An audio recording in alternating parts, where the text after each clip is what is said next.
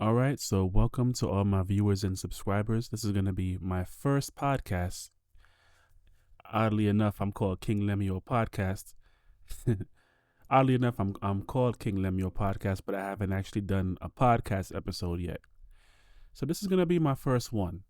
And I've been contemplating which topic I'm going to start with first. Since my audience is asking me for the Just Pearly Thing stuff, I'm going to start with the subject of exploitation. This is actually something that I observe with Just Pearly Things, and I kind of see things differently because I'm in the media field. A lot of you guys have been complimenting my videos. You're saying my editing is great, and I really appreciate you. Thank you so much for your compliments. I am an editor, and I have done media work. I've been a cameraman. I've done different kinds of work. I don't want to give too much details.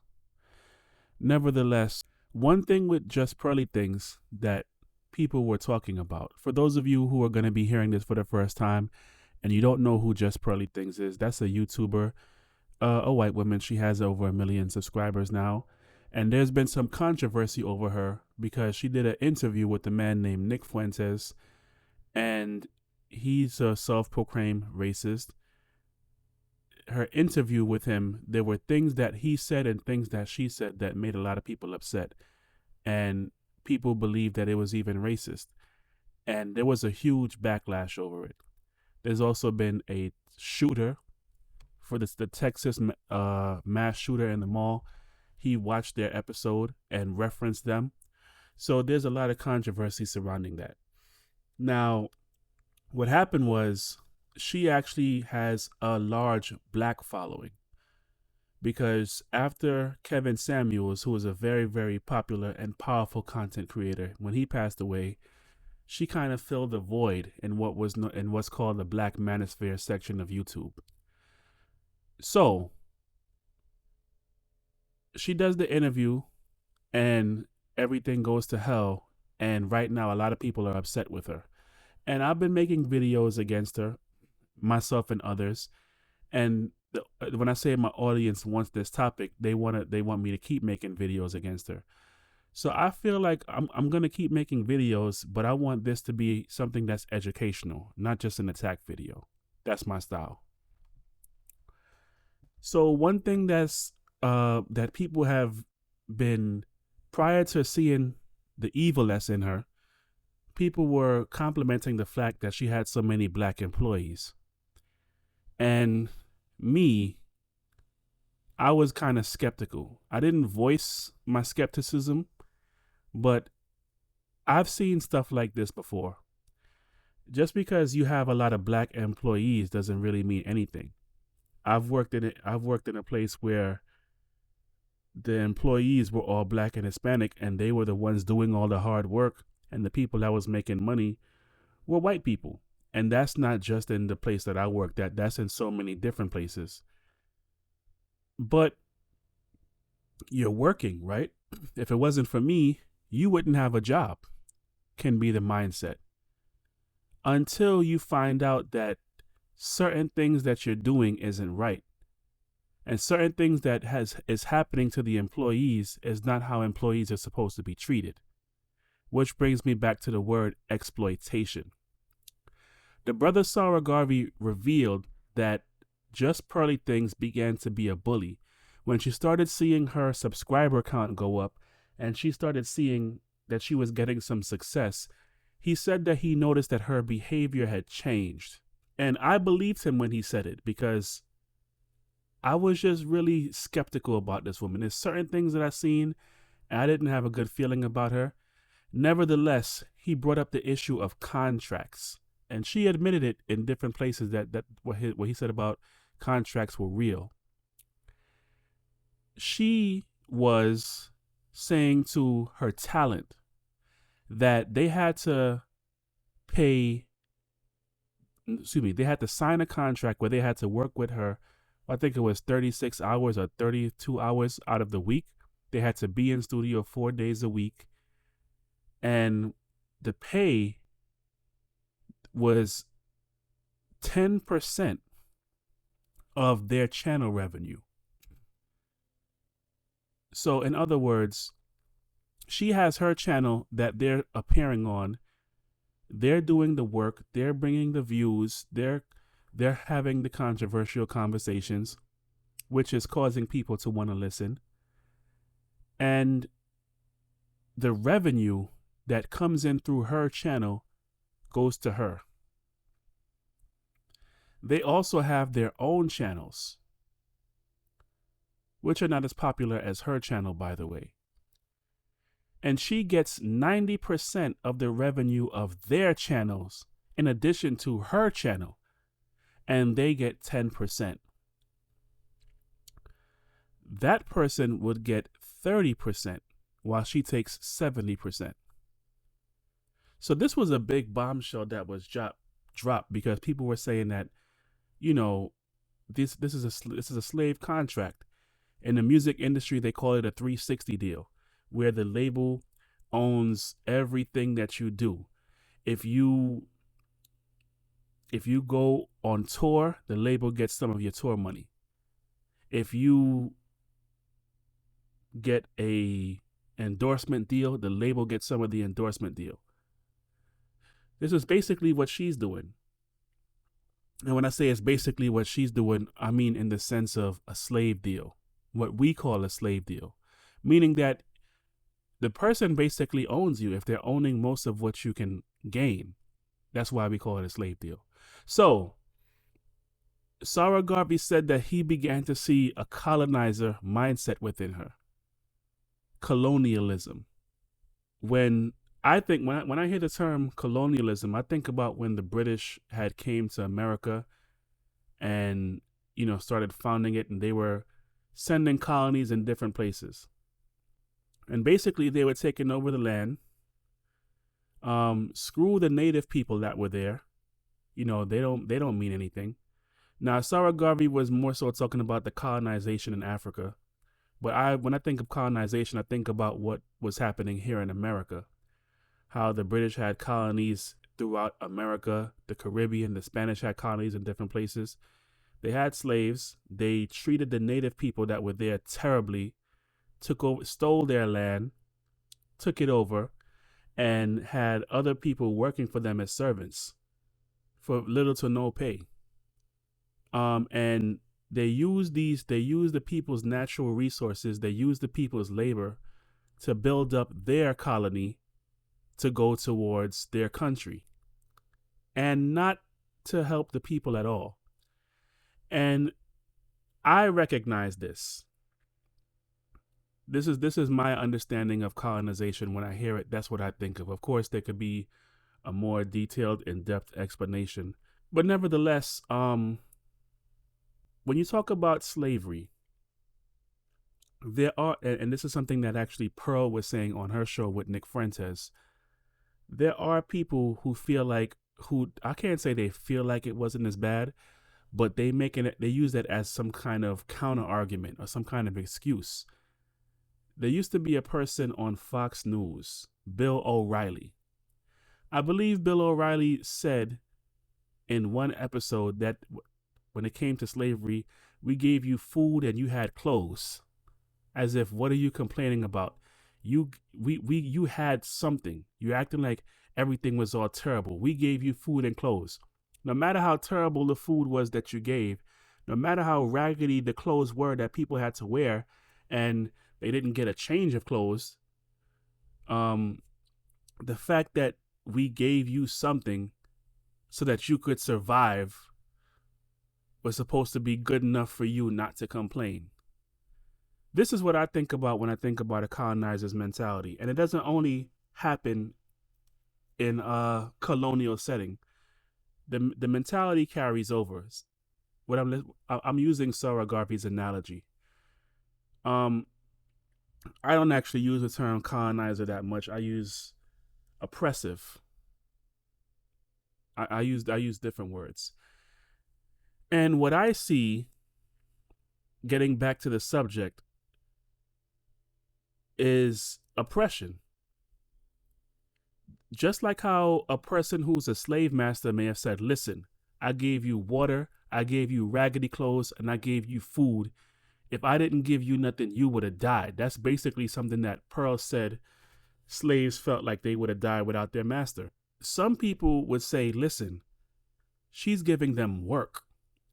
If she didn't give them work, they wouldn't even have a job. So they should be thankful for their 10% instead of complaining. Now, how much they actually pocket from their 10%, I don't know. What their actual pay is, I don't know. But what I do understand is the word exploitation. This is exploitation. Because if you were in the US and you were hiring someone, you would not be taking money from their channel and giving them a percentage of their pay. You would actually have to pay them a salary or a wage. This much per hour or this much per year or whatever the agreement is. So I mentioned the United States for a reason, because a lot of people outsource work from the United States. If you think of if you have a bank, a lot of times when you have an issue and you call your bank, you in the United States, you're speaking to somebody from India. In India. Why? Because the call job was outsourced to India because there's cheaper labor there. Some people are making pennies per hour working where in the US, in certain states the minimum wage is $7 an hour. In certain states the minimum wage is $15 an hour. Well, in certain places in India, the last I heard, they're making like 5 to 10 cents an hour, which means that they'll be working a whole day and not even make $1. But to a person that's outsourcing the work, they're only concerned about their own profit.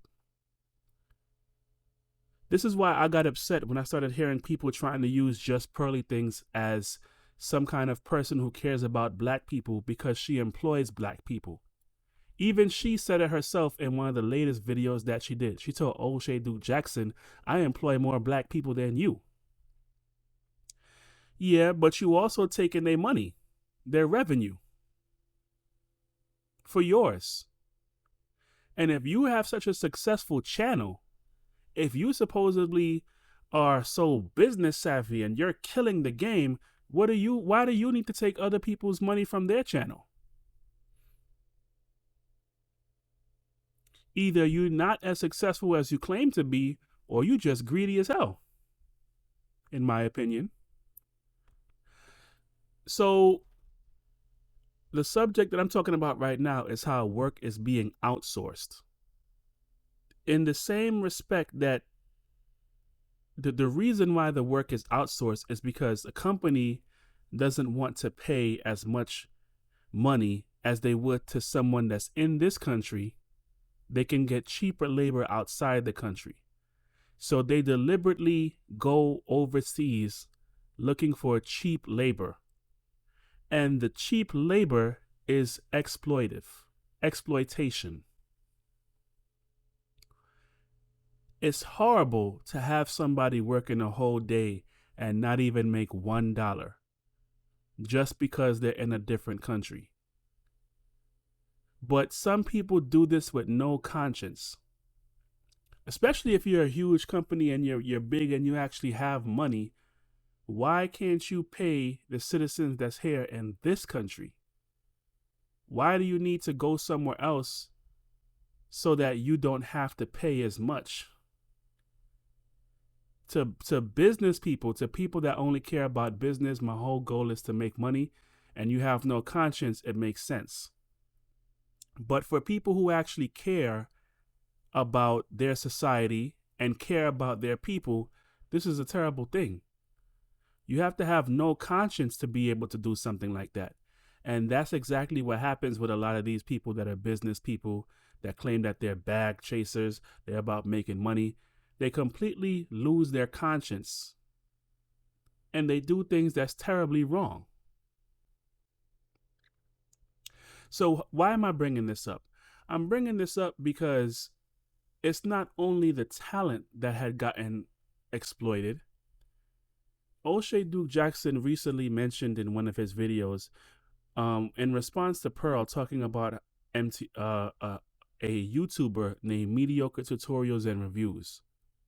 Pearl was saying that his request for her to not post his videos is selfish because she spent money on editors to edit the video. O'Shea Duke Jackson, a different YouTuber, said to her, well, you were going to have to pay your editors anyway, so what's the problem? And in addition to that, he also said, and wait a minute, aren't your editors overseas? I heard your editors are overseas. So what payment are you really talking about? And when I heard that, this confirmed to me what I had suspected. I understand as an editor what the game is. What people do is they don't want to pay editors. Okay? If you guys look at my videos and look at the kind of work that I do, I have different styles of videos on my current YouTube channel because I'm experimenting. Sometimes I do commentary. Sometimes I do something that's a little bit more dramatic. Sometimes I do something that's a little bit more creative. I'm trying to experiment to see what's going to be the thing that I'm going to build the rest of my channel after. So that's why you've seen different kinds of videos from me. I'm trying to see what the audience reacts to. But the point that I'm making is, if you've watched my content, especially if you've been watching all my videos, you've seen certain things that I do that other people haven't done. And that's because I'm an editor. And I don't really like to toot my own horn too much, but I'm a very good editor. And editors make money. Okay? An editor is supposed to be paid well. You can't have a movie without an editor for the most part. You go to a movie theater, you watch Netflix, someone had to go through all of the footage that was recorded, which is lots and lots of footage, and put that together in a way that was entertaining, that was engaging. If you watch a TV show, someone had to do the same thing with the TV show. It's the editor. Now, in this day and age, the same thing is being done. People are looking for editors overseas so that they don't have to pay editors here in the US, because the people here in the US are going to want to be paid what they are worth. And some people don't want to pay editors what they're really worth. They have the same mentality as banks. They send the labor overseas, even though your editor is someone that can make or break your channel. Okay. If you look at YouTubers that have huge subscribers in the millions, in the multi-millions, okay? Some of them either maybe they edit their own channel or maybe they hire an editor. They pay those editors well. And their editor, the biggest YouTuber is actually Mr. Beast. He has an editor. His editor is actually on YouTube, and I watch his videos. He has a graphic designer. He has a whole team, and he pays them top money to make the most engaging content to make sure that he's number one. Now, some people don't look at editors that way. They look at editors like you're a tool. What Mr. Beast is doing, he's looking at his editors like an investment. I'm going to put money into you because the money that I put into you is going to work out for me in the long run. Your work is going to help to build me up. So because your work is going to build me up, I'm going to make sure that I give you the compensation that you deserve. And you in turn are going to benefit me. Me taking this time or taking this this monetary value and setting myself back a little bit. I'm putting it to you because I believe that you have what it takes to take me to a higher level. That's how a person who sees you as an investment would operate. But a person who sees you as a tool would say, you know what? Here's $100. You do all this work and you only gonna get paid $100. Or $50 or $20. There are editors overseas, and it's a very competitive field because some people are in countries that are poor, and you know, they're charging way less to do a video. And it can profit and it can also be difficult to deal with because there are different editing styles. The same way you have a doctor and you have a general, you have a medical doctor. I think they call it you have a primary care physician is what it's called. You have a specialist. You have specialists that specialize in certain areas. And there's dentists. The dentist is a type of doctor. There's pharmacists. Like, everybody doesn't all do the same thing. The body is diverse. And you have people that specialize in different areas and different fields of the medical field. Well, the same thing can be said for editors. Not all editors can do everything the same. Some people are more movie style editors. How do you know to go from one clip to the next clip? How do you know at what time do you put the cut to get this effect? How do you know when you should transition from this scene to this scene? How do you time it right? How do you work with the director? There's people who specialize in that field. TV. There's people who edit for TV. There's streaming services now, like I said before. And right now, since we're talking about Just Pearly Things, we're talking about YouTube. There are videos, right? And there are shorts. And there are clips. Some people are good at, if you want an editor that can make clips out of your live stream or whatnot, there's some people that are good at recognizing, bam, start here, finish here. This is the clip right here. They see it right away. Now, I bring that up because not everybody has that same skill. If you look for an editor somewhere in Indonesia, what's a clip to him may not be a clip to you because you have two different cultures. Let's say you wanted your clip to be funny. What's funny to you may not be funny to him. And that can even be the same case for someone that's in this country because not everybody has the same sense of humor. But it may not be easy for this person to get what it is that you're looking for. And in addition to that, that's just clips and something that's funny. What if you wanted a powerful message, but the person don't really understand your language too well and they don't get the message? Or there's different kinds of videos on YouTube. Some people do videos that are funny. Some editors specialize in comedy. They know exactly how to cut a clip to make it to either highlight what is funny, or if it wasn't funny, they can put it together in a way where the delivery is funny. Some editors specialize in different fields. I'm not going to name them all. So my point is, it's diverse. And you going overseas, you can possibly, if you don't have a specific type of video that you need done, you can possibly find someone who can who can edit the kind of videos you want. If you need stuff that's kind of general, or you need stuff that's trendy in certain fields, they could possibly do that.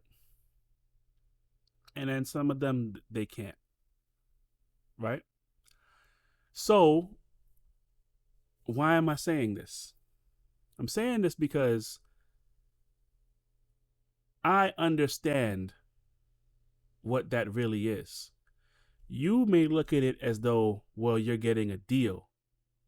What you really are is you're looking for a tool to use. You're looking for someone that you can exploit because you don't want to pay someone what they really are worth. Okay? You don't want to do it yourself. You acknowledge that if you was going to do it, it would be hard. You acknowledge that if you were going to do it, it would take a whole lot of time for you to create it. So the person who's going to put in a whole lot of time to create what you need for you to become successful, you don't want to pay that person what they're worth. You want to get over on the person, basically. And it's easier for you to get over on someone that's in a different country than someone that's in your country. And the explanation that makes you feel better is, well, at least you got a job. At least you making more than what you would have made if you weren't working with me. And that is exploitation. That's the way I look at it. Now let me say this. There are some people who can't afford to pay much. And they're trying to do something with the little bit of resources that they have. That's not what I'm talking about. I'm talking about people that actually have money and they don't want to pay. It's exploitation, the way I look at it. You may say it's capitalism, it's business. Yeah, well, in business, people get exploited. And I don't like that stuff. I really don't. I'm going to share something with you guys. I've had a job where I was exploited. And at the time, I didn't know my rights. So I didn't really know I was being exploited. My mentality was, well, at least I got a job. I'm making something happen. But when I tell you guys the details of this job, some of you are not going to believe me. Okay? I used to do a delivery job. This was before Uber Eats. This was before DoorDash, before Grubhub. It was not a job where I was hired as an employee officially. I was a private contractor, which means that I signed up for the job. I could make my own hours. I could come in when I wanted. I could not work when I didn't want, but I needed to work. So I would come in and be there for a long time working. Well, let me tell you what my pay was. I had no base pay, 0. If I made a delivery, I did not earn anything up front from making that delivery. If I worked for X amount of hours, I had 0 base pay for any hours that I worked. What did I actually get paid? I was paid tips. If the people tipped me, that was some of my pay. And now you're probably starting to see how this relates to Just Pearly Things. That was some of my pay. The tips that I got went to the company, and the company took most of my tips. What I was left with was mine. And I had a quota. I don't remember exactly what, let's just say 10 or 15 deliveries. I had to make 10 or 15 deliveries in that day. And once I hit that quota, I was entitled to more of a percentage of my tips. So knowing this, I was grinding hard, not only trying to meet my quota, but trying to go well above my quota so that I can get paid and have some money to work with. I would be gone for about 10 to 12 hours a day. I want to say 12 hours a day, constantly moving, constantly going all over a city, from one part of the city to the whole complete other part of the city. And by the way, I was on foot. So I was walking or taking public transportation, and I got in shape. I was fit. I lost some weight. My cardio was built up. I was strong, young and strong doing that job. But I was being exploited. Now I know that. I didn't even take breaks. I just kept working the whole time through. I might have bought something to eat and kept going and kept on walking while I was delivering something. Now, if you know the labor laws in the United States, you must give an employee a break. If they're working an 8-hour shift, after 4 hours, they must have a break. But the people that were exploiting me, they didn't tell me that I was entitled to a break. They would just keep on sending me deliveries, and me, who didn't know any better, was just going. Now, I was strong. I was able to handle the work. I didn't break down under the work, but that's there for a reason. You know, when you're young and you're moving and you're going and you're not really thinking about it, yes, you can handle it, but you don't actually realize the stress you're putting on your system. Okay? There's something called adrenal fatigue. When you actually are overworking your adrenal glands to give yourself the ability to keep on moving without adequate rest. That's going to hurt you in the long run. I understand the purpose of why certain labor laws were created, why people have to have breaks, because as time goes on, your body begins to break down. While you're young and you're vibrant, you may not feel the effects of it right away. But then when you get older, all of a sudden you're wondering, man, why is this hurting me? Man, why am I so tired? Why is this going on? Why is that going on? It's because possibly you weren't taking care of yourself the way you were supposed to. So back to the subject. I was being exploited. That's a terrible, terrible pay for work. But right here in the United States, it was happening to me because I didn't know any better. And not only because I didn't know any better, because I was desperate. I needed work. The economy's bad. It's hard to find a job. I don't know where to turn. I don't know where to look. I need to make something happen right now. So because I need to make something happen right now, and because I'm desperate, I'm signing over so much of my time that I possibly could have used to make something happen that was going to be more beneficial. But because I didn't know the way to do it at the time, I was being taken advantage of. So I can relate to people that are being exploited because I was exploited myself. I know how that feels. And working that job, even though it was terrible for me, it actually taught me a lesson. I used to never tip people. I didn't see the point of it. I would hear that waitresses, they need tips. Certain people need tips. And I didn't care until I was put in that situation when all I made was tips. And how I would be hoping for someone to tip me because their tip was going to be my pay after someone subtracted from it. That actually gave me a different look on the type of work people have and their needs. Now I tip people. Working that job changed my perspective on that. So bringing it back to what we were talking about, we're talking about editing, and we're talking about editors being exploited.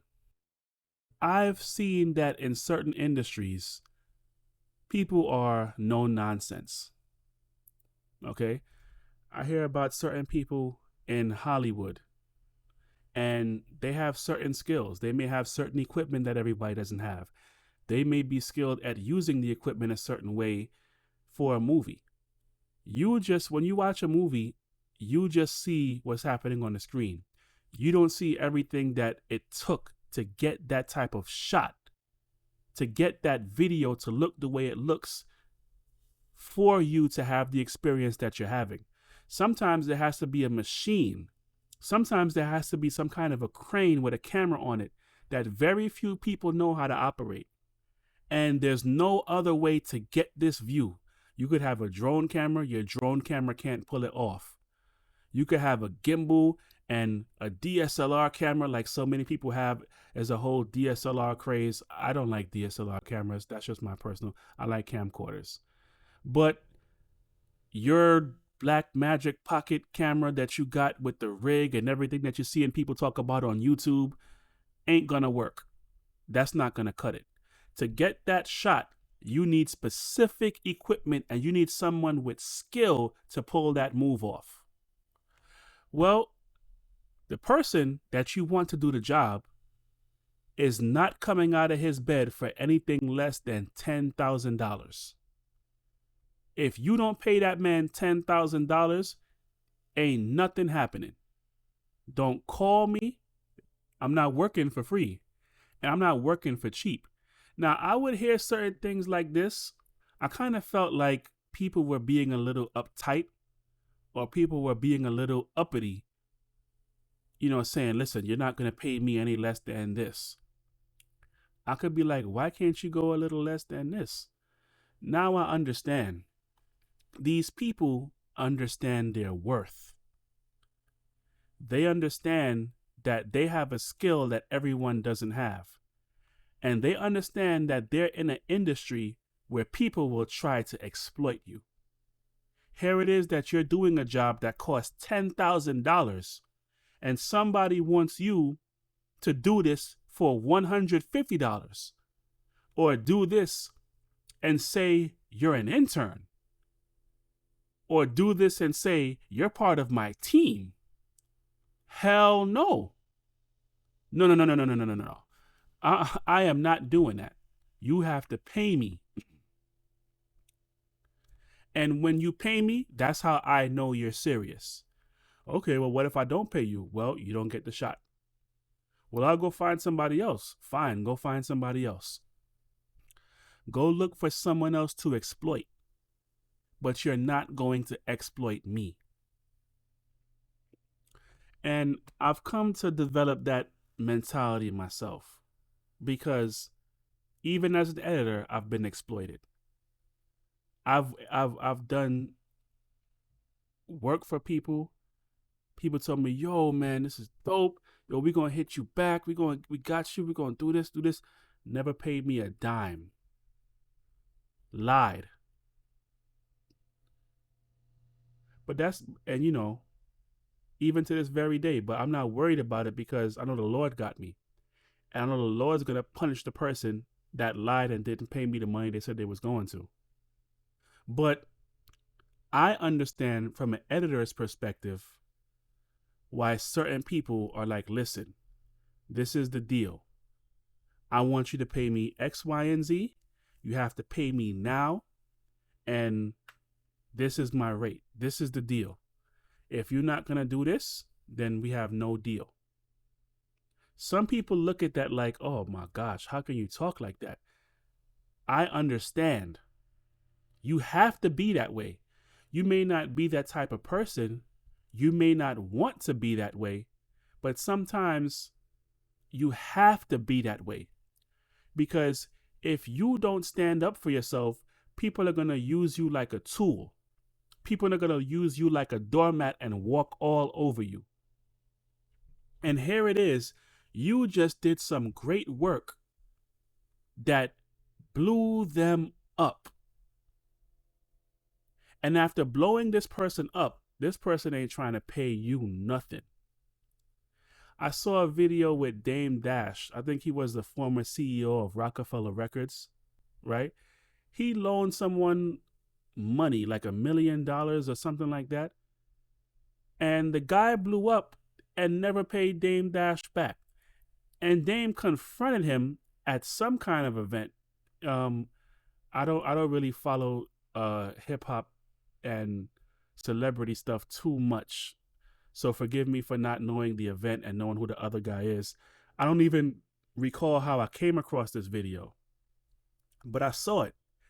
And Dame was in his face like, listen, man, you as a black man asked me for a loan, and I gave you a loan. I gave you this much money when you needed it. How you not gonna pay me back? And the guy was embarrassed, but trying to walk away and get Dame to be quiet. Dame was like, nah, I'm not being quiet. When you gonna pay me? How you gonna do me like this? And put him on the spot in front of everybody. Hopefully he got paid back. But some people want to, like I said, they want to lay you down like a doormat and walk all over you. Some people want to just swindle you and get you to do a whole bunch of work for them and don't want to pay you a damn thing. O'Shea Duke Jackson spoke about that in one of his videos. He said O'Shea speaks a lot about investing in your business, about you taking ownership, and you'll hear him talk about investing. In one of his videos, he specifically spoke about an editor.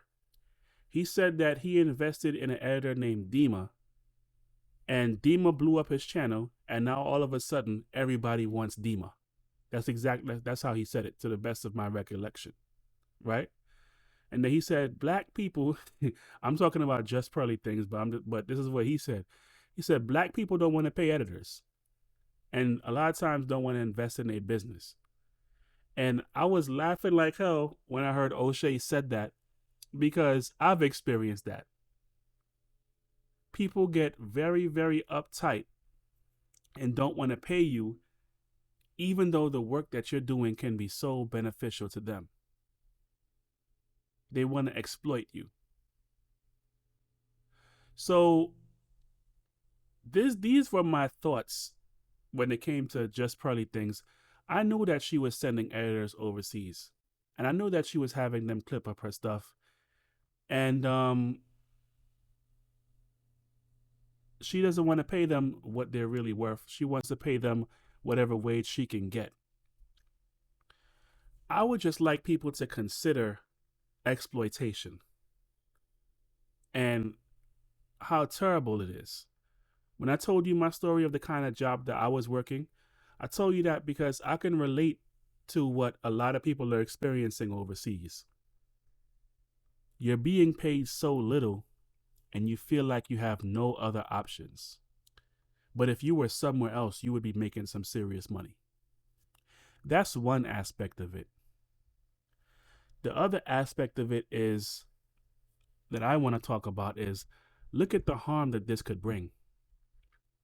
Outsource everything. Outsource. Send this job overseas. Send that job overseas. Send that job overseas. Well, you're going to have a whole bunch of people in your country that are out of work. So what? That's their fault. My job, my focus is on me. It's capitalism, baby.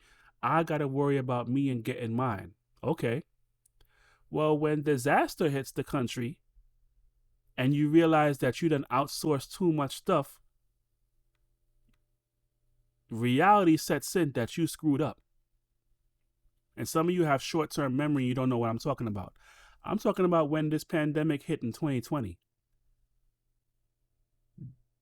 People were locked down. People were scared. Doctors didn't know what to do. There's equipment needed. There's PPE needed. But wait a second. The PPE, the protective equipment, is made overseas.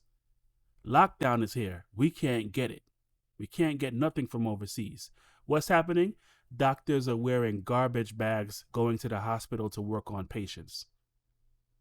Doctors are having to wash their old mask with their mucus and their saliva and nose hair and all kind of and boogers and all kind of stuff in it. They got to wash it and reuse it. in the United States of America. Lysol, there's no Lysol. Hand sanitizer, there's no hand sanitizer. Toilet paper, there's a toilet paper shortage. So many of these things, I don't know if it was toilet paper, but so many things I remember was made overseas. And because it was made overseas, when an emergency happened, you were stuck. Now, had you been self-sufficient and had you been investing in your own people, so-called, right, your own country, you would have had everything you needed right there. But that's just another way of looking at it. I'm not telling people not to get an editor overseas. I'm not telling people not to do whatever it is that you're doing. But I just like you to consider, because a lot of times you do things and you don't really realize what you're doing. A lot of times you say things to people, you don't realize what you're saying. Or a lot of times someone will say something to you and say, listen, this is my deal. This is my rate. This is how I'm going to work. If you can't meet me on these terms, I'm walking away from it. And you think there's something wrong with the person. It's not. That's actually someone that's doing the right thing for themselves and not allowing themselves to become a victim of exploitation. So this has been my first podcast, guys. Thank you for taking the time to listen. Let me know how you feel about it. Like, share, subscribe. King Lemuel Podcast. Peace.